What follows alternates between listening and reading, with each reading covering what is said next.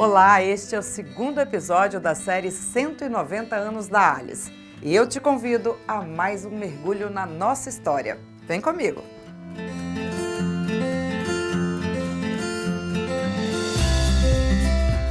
No episódio 1, mostramos desde a criação dos parlamentos estaduais, lá em 1834, até a promulgação da Constituição de 1988. Declaro promulgada. E agora, vamos destacar como o Legislativo capixaba foi se adaptando à democracia nos anos seguintes.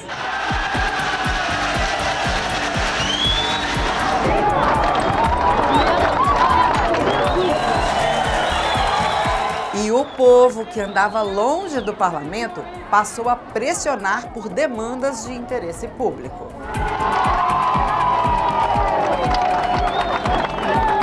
O plenário da Assembleia virou palco de manifestações. As primeiras foram para a inclusão de emendas populares na Constituição Estadual, porque depois que o Congresso promulgou a Constituição Federal, os parlamentos tiveram que continuar o trabalho nos estados e, por aqui, movimentos sociais tiveram atuação forte. O processo constituinte já foi a virada de chave, né? Porque a mobilização popular em todo o país para participar do processo de elaboração da Constituição de 88, ela dinamizou muita coisa que estava parada desde a ditadura militar. Um movimento de reivindicação da população, de colocar mais participação popular, tribuna popular, pedido de informação, criação de conselhos. Isso tudo veio em decorrência da Constituição de 88. E o povo gostou de ser protagonista, viu? Bateu o pé contra o auxílio paletó dos deputados e, aos poucos, se acostumou a fazer parte do dia a dia do parlamento, dizendo: olha só, isso nós não queremos mais. Era maior intimidade entre o parlamento, né, os deputados e a galeria. Era muito legal isso, porque ficava muito perto, o pessoal gritava, levantava cartaz, passava com os braços para frente, onde os deputados ficavam, e no meio estava a imprensa. Atrás dos deputados, na beiradinha da galeria, onde ficavam os populares, estava a imprensa sentadinha ali. Ali nasceram muitas das lideranças políticas que iriam despontar com mandatos nos anos seguintes. Entre os movimentos clássicos desse momento de efervescência, destaque para os manifestantes de macacões amarelos. Eles portavam as antigas bombinhas de matar mosquito. Era o comando de caça aos corruptos. Onde tinha qualquer fumacinha de atropelo dos direitos do cidadão, lá estavam eles. E assim entraram para a história. Que vinha dedetizar todos os espaços da Assembleia e dos outros poderes quando tinha uma denúncia de corrupção. Assim conseguimos acabar com a aposentadoria de deputados, com o auxílio paletó antigo. E assim também houve muito protesto em relação à sede da Assembleia, essa atual sede. E foi na onda desses primeiros anos de liberdade após a abertura política que o então estudante André Hess começou a frequentar as sessões da Assembleia. Ele buscava ali as ferramentas com as quais trabalharia no futuro, tanto que atuou na cobertura do parlamento por vários anos. Logo que surgiu telefone celular, cada deputado ganhou um telefone celular. E aquilo foi alvo de muita crítica por parte da imprensa. Por mais que os deputados dissessem que o telefone celular era para atender um mandato, foi visto como uma mordomia. E celular na época era um luxo, nem todo mundo tinha. Tinha a crítica à nova sede da Assembleia. Toda vez que você vai falar em obra, em nova sede e tal, a imprensa sempre acende o sinal amarelo. Teve um concurso muito polêmico na Assembleia Legislativa, a suspeita de que era carta marcada. O concurso chegou a ser suspenso e a Assembleia vivia um momento de desgaste. Pela nova sede, por esse concurso, por essas mordomias todas. No final dos anos 90, o André e a sociedade capixaba assistiram a um agigantamento. Existe essa palavra? Bem, foi aí que todo mundo viu o Poder Legislativo ganhar muita força frente ao Executivo. Também, né? Governos seguidos foram fragilizados por endividamento, greve, muita greve, sem falar da perda do poder de investimento e a folha de pagamento atrasada. E muito atrasada, viu? A Assembleia, o Congresso, em qualquer tempo, ele acaba servindo como um espelho da sociedade, do que está acontecendo na sociedade. Né? E naquela época, 94, 95, o Espírito Santo já começava a experimentar um problema de descontrole das contas públicas.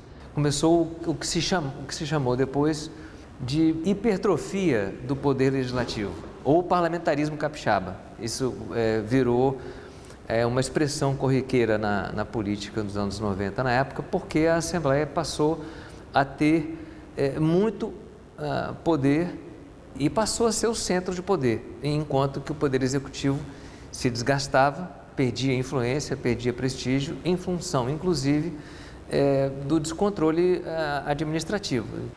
E o André cobriu a inauguração do novo prédio da Assembleia. A imprensa não falava em outra coisa. Havia movimentos populares e ações judiciais contra os custos da obra. Tem uma ação na Justiça até hoje. Desde 98, pasme, está tramitando uma ação que agora é que teve uma perícia com laudo constatando que realmente foi uma violência do custo que foi isso aqui. Foi 1/3 mais caro do que o preço de mercado da época, isso já tem perícia nos autos. Só sei que mesmo com as queixas sobre os custos, o prédio foi inaugurado. E a gente está aqui nele. Pensa na inauguração.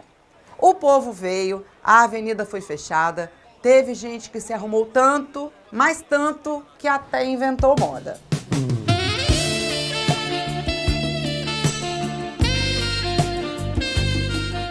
E outra coisa, rolou também uma chuva de pétalas de rosas com o helicóptero da Polícia Militar. Era para ser romântico?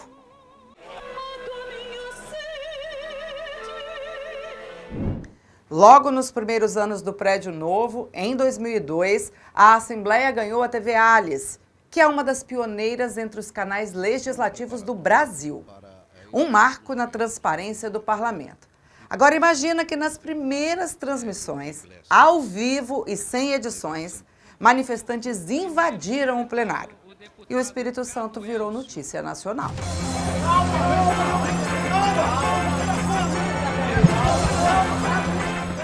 Com muito orgulho, início de incidente aqui, o povo querendo entrar no plenário.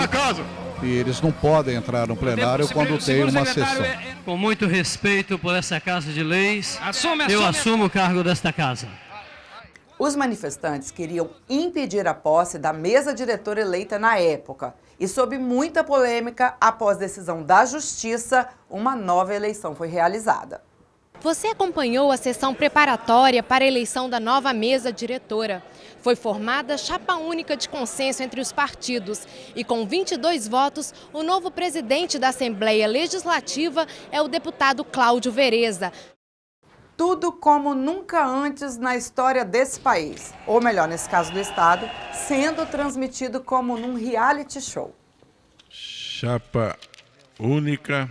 A TV Assembleia foi um ganho que a sociedade e o próprio Poder Legislativo teve. A TV veio abrir, veio escancarar esse trabalho do parlamento, que é tão importante, o parlamento estadual, a gente acompanhar isso enquanto cidadão, veio escancarar, veio abrir as portas para toda a sociedade assistir. Melhorou a cobrança e a participação popular dos trabalhos legislativos, como também mudou o comportamento dos deputados, sabe? E mudou também até o jeito de se vestir. Eles passaram a se cuidar mais da aparência deles, né? Estava tudo sendo mostrado, era o grande irmão, né? O Big Brother, né? Então você tinha que ter uma postura que pudesse ser passada de forma a te dar credibilidade, te dar visibilidade, e isso a televisão ela contribuiu muito para a divulgação, até para a popularização do parlamento, que muita gente não sabia para que servia a Assembleia.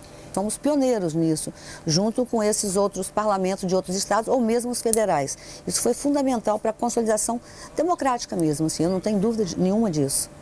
Pelas lentes da TV Alice, também se passou outro marco histórico. O Parlamento Capixaba foi um dos primeiros do país a derrubar o voto secreto e fez isso antes mesmo do Congresso Nacional. A Assembleia Legislativa do Espírito Santo aprova em primeiro turno proposta de emenda constitucional, PEC, que prevê o fim do voto secreto. Na primeira votação, a PEC foi aprovada por unanimidade. E demos um passo importantíssimo para ir de encontro aos anseios de nossa população. É ter os deputados votando abertamente, sem medo de dizer à opinião pública, sem medo de dizer a seus eleitores de que estão votando. E de lá para cá, a TV foi crescendo. E hoje a estrutura mantém 24 horas de programação no ar, em canal aberto. A pessoa liga a televisão, sintoniza no canal da TV Assembleia, ela tem acesso a todos os trabalhos legislativos, ela consegue acompanhar a sessão ordinária, a sessão extraordinária, as sessões solenes, as reuniões de comissões, CPIs, enfim, os nossos telejornais. O capixaba consegue ver o deputado ali, trabalhando, como se fosse um circuito interno de TV, acompanhando o trabalho do deputado ao vivo, sem corte, sem edição. E isso é muito bom, isso dá transparência, dá credibilidade ao trabalho dos deputados e aumenta também o controle social. Então, bora entrar com a gente nas trends do momento? Além da TV, a Assembleia Legislativa se comunica com o cidadão por meio do portal de notícias e das redes sociais. Com a evolução das redes sociais, foram criados os perfis da Assembleia nas principais redes sociais e temos crescido em todas essas redes. Vira e mexe, na hora da votação de algum projeto, o parlamentar manda o clássico. Com o relator. Mas afinal de contas, quem é o tal do relator e por que tanta gente quer estar com ele? A participação das pessoas também nessas redes é algo muito legal, porque é difícil você entender que as pessoas estão se relacionando com o poder, né? Mas a gente vê que o jovem está se relacionando, ele questiona, ele participa, ele elogia, ele compartilha, ele sugere, ele vê ali uma forma que ele pode conversar com o poder legislativo, com um deputado, de uma forma mais fácil, algo que parecia tão distante, algo que é intocável. Com a rede social isso se torna, a gente encurta essa distância. Tem até um aplicativo para acompanhar os trabalhos em tempo real. Nós lançamos outras ferramentas agora, né? Nós temos o aplicativo Interales, nós temos o Observatório do Legislativo e, claro, já o tão conhecido Portal de Transparência. As pessoas conseguem entender e encontrar todas as informações que elas quiserem dentro dos nossos canais, através do Observatório. E por falar em transparência, a ALIS é exemplo no país entre os parlamentos. Ficou em primeiro lugar entre as assembleias mais transparentes do Brasil. Então, o primeiro foco é transparência, para o cidadão saber o que essa casa faz, o que ela está propondo, o que ela investe com o recurso que ela tem direito pela Constituição. Cada deputado tem um papel importante, cada comissão também tem sua importância e tudo isso está lá à disposição do cidadão, mas não é como uma agulha no palheiro, e sim, você procura e você vai encontrar. A Assembleia dos últimos 30 anos não mudou apenas a relação com a imprensa, mas com a sociedade como um todo. Hoje, a casa, mais do que legislar, também presta serviços ao cidadão. Nós deixamos de ser uma Assembleia que ficava na inércia aqui da sua estrutura. Então, nós saímos de dentro da estrutura de poder e fomos ao encontro da sociedade, né, discutindo com ela os problemas que ela passa no dia a dia. Ou seja, aonde tem um prego colocado nesse Estado com dinheiro público, tem a participação efetiva da Assembleia e de cada um parlamentar que compõe ela. Que não é só aqui no plenário, não é só discutindo, votando o projeto e nem apresentando medidas aqui para serem deliberadas. É estar mesmo no dia a dia. O Espaço Assembleia Cidadã é uma iniciativa que reúne diversos serviços, como emissão de carteiras de identidade, PROCON e a Procuradoria Especial da Mulher. Estar aqui quer dizer também que as mulheres ganharam um espaço a mais, um espaço dentro dessa estrutura de poder que sempre foi patriarcal, sempre foi vista para os homens, né? E a Procuradoria estar aqui é importante demais. Isso também é o fato de estarmos no espaço da Assembleia Cidadã, onde as pessoas buscam o serviço, é estar mais próximo das mulheres, né? E isso é de extrema importância. Tem também a Delegacia de Defesa do Consumidor, Biblioteca, agências bancárias e a Defensoria Pública. Sim, porque além de legislar sobre políticas públicas, aqui também é local para reivindicar que elas sejam colocadas em prática. Se a gente pensar a Defensoria Pública e também aqui a Assembleia, ela tem tudo a ver com esse exercício de direitos. A partir do momento que a gente tem a abertura democrática, que as instituições são criadas e fortalecidas, as mais existentes, a gente pensa que fortalecer o direito do cidadão é fortalecer a democracia. E a instituição, a Defensoria Pública, é uma expressão do regime democrático de direitos. E você pensar que a Defensoria Pública está aqui dentro da casa, dessa casa de leis, da casa do cidadão, é trazer também um serviço talvez mais completo para essas pessoas. Agora para e olha essa cena. O cidadão que busca serviços também traz demandas. O estreitamento das relações das comunidades com o poder reflete, por exemplo, no dia a dia dos trabalhos dos colegiados permanentes e temporários. Muitas das escolas não estão preparadas para receber nossos filhos com deficiência. Parte de alfabetização da escola fica um pouco a desejar, porque não tem profissional. Mão na roda, chegou meio-dia, sendo que a consulta dele era às 10 da manhã. Fora dos gabinetes, nas estradas de chão estado afora, o cidadão do campo, do outro lado da cidade, também ganhou uma nova abordagem da Assembleia, que vai até o meio rural para agrupar produtores com as mesmas vocações e potencializar culturas. Nós já chegamos a falar com aproximadamente 25 mil pessoas. Então, assim, levando conhecimento, levando formação, levando assistência técnica, que é o que consta no projeto. E, a partir daí, nem estava no início, mas agora já está, a regularização de pequenas agroindústrias, porque nós encontramos essa demanda dentro dos arranjos. Então, essa realmente é uma outra etapa que nós estamos vivenciando. Então, nós estamos vivendo a assistência que é contínua, ela perdura, é o que faz a diferença na vida do agricultor, é o conhecimento, porque às vezes ele tem tudo ali, mas ele não sabe manusear de maneira correta, não sabe usar o que ele tem já, mas de maneira correta. Então, a assistência técnica faz a diferença na vida do agricultor e a gente sente isso na pele. Quando a gente está com ele e fala, a assistência técnica já fez a diferença para mim.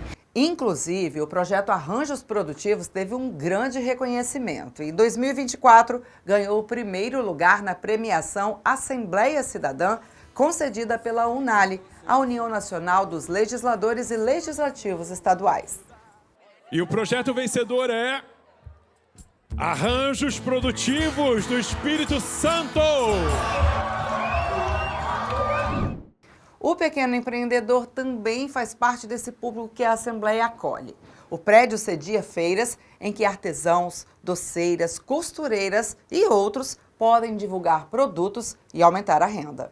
Esse espaço na Assembleia é de suma importância, tanto para quem tem outras rendas, como para quem, como eu, só tem a renda do meu empreendedorismo, porque aqui é uma gama de cliente muito grande, Esse espaço, ele veio agregar valor ao nosso trabalho, trazer credibilidade e trazer aquela segurança até para o possível cliente em ver uma exposição dentro de um espaço público. Agora vamos voltar a falar de leis, função principal do parlamento. Mas acontece que ao longo dos anos o arcabouço, adoro essa palavra, hein? Ficou confuso. Pensa, 190 anos de papel, mais papel, mais papel. Entrou em cena o Revisa Alice. O nosso sistema jurídico brasileiro, ele já é muito complexo, Para a gente que trabalha na Casa de Leis, você imagina para o cidadão. A intenção da Assembleia exatamente foi essa, De tornar um pouco mais fácil ou factível do cidadão ter acesso às pesquisas sobre a legislação, logicamente, do Estado do Espírito Santo. Na época foi feito um grupo de trabalho, então uniu a Assembleia Legislativa, Tribunal de Justiça, Tribunal de Contas, Ministério Público e membros da sociedade civil organizada para fazer esse grande levantamento e para fazer essa grande revisão nas leis do nosso Estado. E isso acabou que em torno de 12 mil que a gente tinha, nós revogamos em torno de 6 mil leis, então praticamente a metade. Eu tenho muito orgulho de falar isso aí fora, porque eles falam assim, olha, pode pesquisar legislação no nosso site, porque o nosso site estão com as legislações todas atualizadas, revisadas, consolidadas. Então isso facilita muito. E como nós falamos de papel, precisamos lembrar o programa Allies Digital. Antes, mostramos que os deputados provinciais iam ao governador levar os projetos em mãos para sanção. Agora vai tudo pela rede. A principal entrega desse projeto Allies Digital foi transparência, porque o processo de capa a capa fica disponível em tempo real, à medida com que vão ocorrendo a inserção de documentos, pareceres das comissões, resultado de votação, enfim, toda a tramitação do processo legislativo de forma digital disponível para o cidadão através de um clique. Então, a principal entrega é a transparência. O Allies Digital representa economia para os cofres públicos, maior transparência e eficiência dos atos e, é claro, salve a natureza. Depois de quase 6 anos de projeto, em torno de 1.000 árvores que a Assembleia salvou por não utilizar papel no processo legislativo e agora também no administrativo. Com a utilização do Allies Digital, a Assembleia deixou de ter a necessidade no processo legislativo de gastar com papel, toner, caixa, local para guardar o arquivo. Então a gente economizou alguns milhões de reais ao longo do tempo por conta da utilização de uma plataforma de processo eletrônico. E agora, falando ainda sobre tecnologia, bora entender um pouco mais sobre o Observatório do Legislativo e o Interallies. O Interallies foi mais uma ferramenta que a Assembleia disponibilizou para o cidadão capixaba. Através do aplicativo, o cidadão pode acompanhar o que o seu representante está fazendo. Tem informações ali do tipo quais são os projetos que estão sendo discutidos, quais são as leis que foram aprovadas por assunto. O cidadão consegue dar sugestão para um projeto de lei para que seja discutido aqui no âmbito da Assembleia. Ele pode interagir falando se ele é a favor ou contra determinado projeto que esteja tramitando. Também aproxima o cidadão capixaba da Assembleia. É a Assembleia na palma da mão.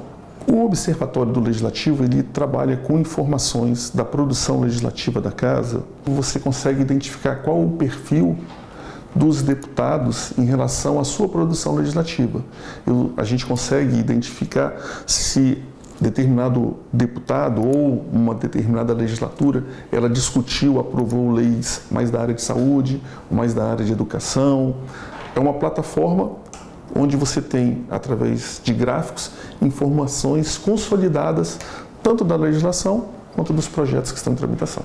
Mas o que a gente faz com esse tanto de papel que se acumulou até essa bendita digitalização chegar? Desde os tempos que meu trisavô chegou lá da Itália até hoje, essas milhares de folhas iam para o arquivo geral. E para não correr o risco da história se perder, essa papelada agora começa a entrar no mundo digital. O documento, quando está dentro de um arquivo, a gente pode pensar assim que ele está um pouco restrito. Então, fazer digitalização é trazer, é apresentar para a sociedade, hoje a sociedade do século XXI, a sociedade da informação, que os documentos estão disponíveis, são documentos vivos, estão próximos da comunidade. Então, a gente pensa em ampliar o conteúdo, ampliar o acesso. Nesse momento que a gente passa de grande quantidade de informações que todos nós recebemos através das redes sociais, essa é uma oportunidade de inserir os documentos, o acervo da Assembleia Legislativa do Estado do Espírito Santo, inserir ele na sociedade, aproximar a sociedade da documentação. Isso é muito importante. Isso é uma maneira de ampliar os conhecimentos do povo, da sociedade e aproximar a sociedade da própria Assembleia. No episódio passado, a gente mostrou o Pimenta. Coloca aí um pedacinho, porque vale a pena ver de novo o Guardião do Tempo. O apelido surgiu porque eu era o responsável para marcar o tempo dos deputados. Era 5, 10, 20 minutos, era de acordo com o regimento e com o momento, o que queriam falar, né? Agora é a vez de outro guardião, o nosso guardião da memória, o Tunico. Muito do que vocês viram aqui tem o dedo dele, ou melhor, o clique. Tunico é bem conhecido nos bastidores da política capixaba. Nos últimos 50 anos, cobriu grandes eventos e guarda não só um acervo físico de imagens da Assembleia, mas também um arquivo de lembranças. Fui fotógrafo de 6 governadores seguidos, Mas nesse período eu frequentava a Assembleia. Por quê? Era só atravessar a rua e cumprir a agenda dos governadores. Então aí veio o meu contato com a Assembleia Legislativa. Quando terminou o governo de Albuino, eu recebi o convite para me apresentar na Assembleia Legislativa. A ideia inicial era criar um museu da Assembleia. Eu digo, mas não tem material para isso. Não seria mais lógico pegar o acervo que está todo encaixotado no arquivo lá embaixo e fazer um centro de memória? É que eu fotografei um Papa que virou santo. Fotografei um príncipe de Gales, que hoje é o rei da Inglaterra. Fotografei um ativista, Mandela, e virou o presidente da África do Sul e Nobel da Paz. De fotografia mesmo do estúdio, de 68 para cá, deve dar uns 56 anos, mais ou menos. Fazendo a mesma coisa porque eu gosto. Isso aqui é o que completa a minha vida. E eu sou grato à casa e grato aos amigos, né? Porque onde eu passo tem sempre uma palavra carinhosa, um incentivo. Isso aqui é meu mundo. Pois é, sem pessoas como o Tunico, não tem como contar histórias, não é mesmo? E é sobre isso o nosso tema do episódio 3, a Assembleia Legislativa e a construção do futuro capixaba. Obrigada e até a próxima. Tchau, tchau.